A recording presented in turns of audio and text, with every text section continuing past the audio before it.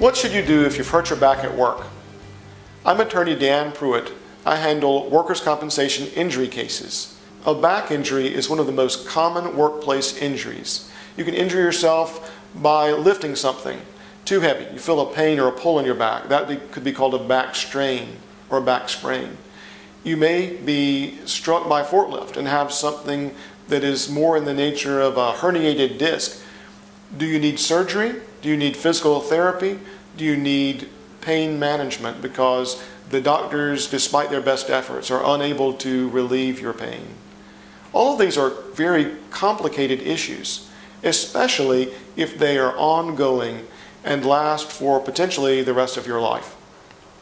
It only makes sense when dealing with something so important and yet so complex that you seek advice or at least a consultation with a lawyer who has experience in dealing with the law and the medicine of a back injury in the workplace. One of the issues is if you've had a serious back injury and at the end when the doctor says you've gotten as good as you're going to get, you're still having significant problems.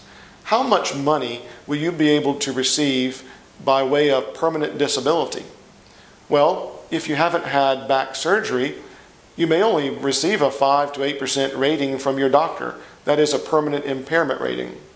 And if the insurance company tries to pay you based on only the 5 or 8% impairment rating, it may not be enough. By discussing your case with a lawyer who's familiar with the medicine and the law, you may be entitled to get more money and certainly a fair and reasonable amount of money based on the injury that you've had. For example, what is your prior work history? How far did you go in school? All of those issues combined with your injury and your impairment rating are really the appropriate measure of your disability. I handle this sort of case every day. I'd be happy to talk with you. My telephone number is 864-232-4273, or you can visit me on the web at danpruittlawfirm.com.